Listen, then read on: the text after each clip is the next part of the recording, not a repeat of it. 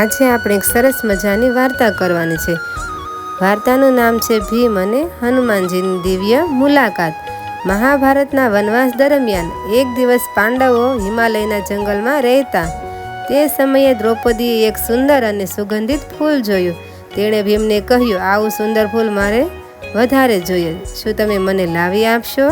ભીમ, જે પોતાની શક્તિ માટે જાણીતા હતા, તરત જ તૈયાર થઈ ગયા। તેમણે પોતાની ગદા હાથમાં લીધી અને જંગલ તરફ નીકળી પડ્યા।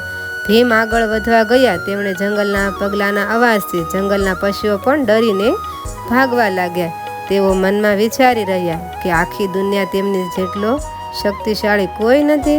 થોડા સમય પછી ભીમે રસ્તામાં એક વૃદ્ધ વાનરને સૂતેલા જોયો। તે વાનરની લાંબી પૂંછડી રસ્તાની વચ્ચે પડી હતી। ભીમ ગુસ્સાથી બોલ્યો, અરે વાનર, મારી આગળથી રસ્તો ખાલી કર। વૃદ્ધ વાનરે આંખ ખોલી અને શાંતિથી કહ્યું, પુત્ર, હું ખૂબ વૃદ્ધ છું, મારી પાસે ઊભા થવાની શક્તિ નથી। જો તમને જલ્દી હોય તો કૃપા કરીને મારી પૂંછડીને બાજુએ કરી દો। ભીમને હાસ્ય આવ્યું। તેમણે વિચાર્યું કે આ તો ખૂબ સરળ છે। તેમણે ડાબા હાથથી પૂંછડી ઉઠાવવાનો પ્રયત્ન કર્યો, પણ પૂંછડી હલી નહીં। ભીમને આશ્ચર્ય થયું। તેમણે બંને હાથથી જોર લગાવ્યું, પરંતુ તેમણે પૂંછડી પોતાની જગ્યાએ જ રહી।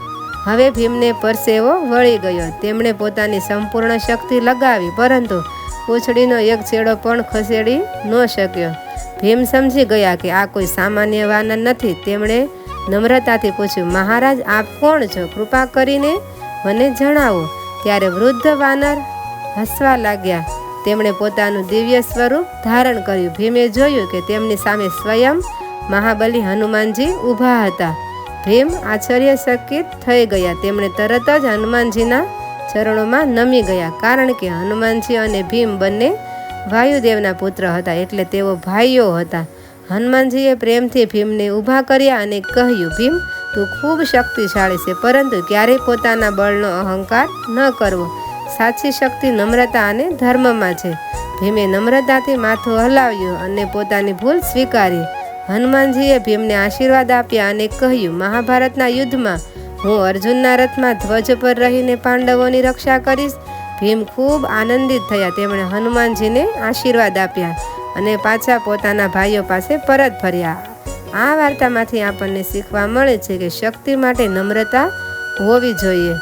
અહંકાર માણસને નબળો બનાવે છે, જ્યારે વિનમ્રતા તેને મહાન બનાવે છે।